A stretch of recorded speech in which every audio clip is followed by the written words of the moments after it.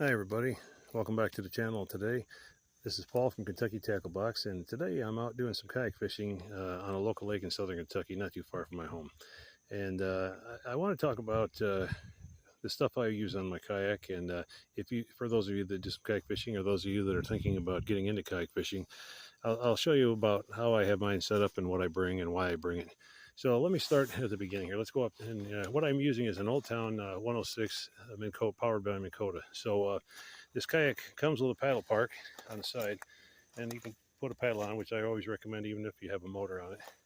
And then it has this trolling motor. It's a 45-pound thrust motor, and it drops down in the deck. And then if you don't want to use the motor, you can pop the motor out, and there's a little plastic plate in the back that goes in the hole, so you can use it as a paddle only kayak if you're in an area like a shallow creek. And then it has a motor plug down here in the hull where the motor plugs in right here. And then underneath the seat you have a battery and a control module, and then the battery has another plug in down there. This here is the throttle control, forward and reverse. On the other side is a let me go around the other side. There's a lever that controls the rudder to deploy it, and that lever there allows you to deploy and retract the rudder. And then to steer the rudder, you just use your feet. These foot pedals push for left and right, and then they are adjustable. They have a little clip. You can pull it out, and then you can take it forward or backwards depending on whether you're a taller or shorter person. It also has a cargo hatch in the front, which I typically don't use. And then some of the things I've added is a drag strap, nice for when you're loading and unloading out of the water, or if you're creek fishing and you need to drag through a creek. Now, if you're going to drag through a lot of creeks, you may want to consider a longer strap. I just got this shorter strap here, but you can either buy some of those online. There are companies that do specific kayak drag straps, or if you want a low-tech, easy way to do it, you can go to your pet store and get a longer dog leash, just loop it around itself, and then you can use that as a drag strap. The kayak also has a vent to allow the hull to vent, and plus if you get any water in the hull, you can drain it out. Typically these hulls are sealed pretty good by Old Town. It's pretty rare, if ever, that you'd get a water in the hull. And then the other modifications I've done is, because I'm a taller guy, behind the seat I've just added some blocks of wood, just low tech, to raise the back of the seat up a little bit for a more comfortable seating position.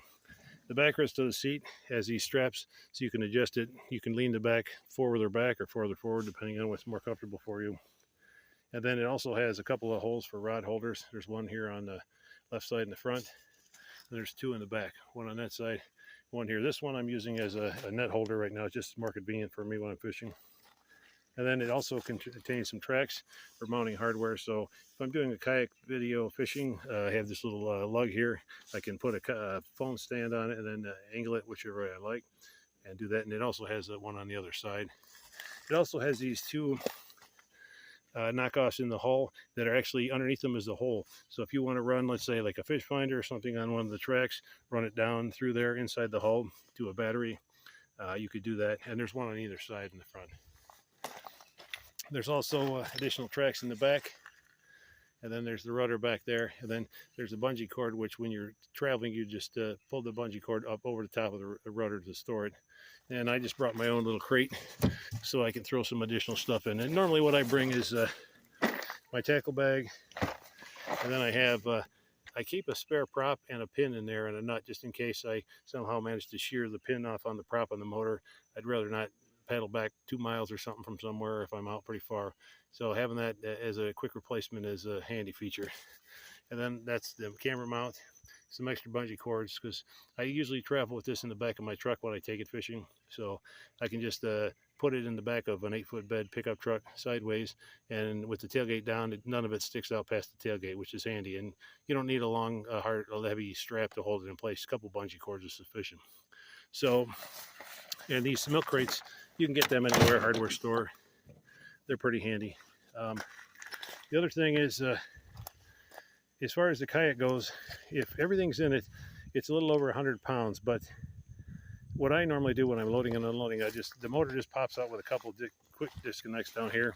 You just unplug it, and then you turn these to unlock the motor, and then you can just lift the motor right out. And I take that out beforehand. I take the battery out beforehand, and I'm using a lithium battery, so it's pretty lightweight. I pop the seat out, pop the milk crate out. So that takes the kayak down to probably closer to 80 pounds. And if you lift one end of the kayak up, sit it on your tailgate, then go around to the back of the kayak, lift the other end up, you can easily, one person can easily load and unload this thing in a long bed pickup truck, no trouble at all. So, but that's what I'm using. If you're already kayak fishing, drop a like or comment about anything you're using, and I'd be glad to hear about what you like and what you don't like about your kayaks. This one has been a really good kayak for me. It makes fishing super easy. It's pretty much hands-free fishing, but there's always some other good stuff out there on the market too. So if you don't kayak fish and you just bank fish, that's fine too. I do plenty of that myself, and I enjoy a lot of that, doing that. But these days in the fall, it's really nice to get out in the water and float around. Very relaxing. So as always, thanks again for watching the channel, and get outdoors when you can. It's a great place to be. I'll give you a little bit of a panoramic shot of where I'm fishing today on the lake. You can see there's the main body of the lake there. I'm in this kind of a canal or channel, and tree lines here, and then there's a few cut-ins here and there.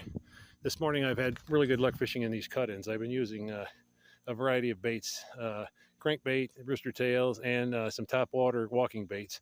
And I've had success with, I think, every bait I've thrown today. But the bulk of it's been the rooster tail and the top water walking bait, which is a surprise to me because I wasn't expecting the top water to be doing that's good this late in the morning. But it's picked up some pretty good bass. But as always, again, like I say, thanks for watching the channel, and we'll see you on the next one. Bye.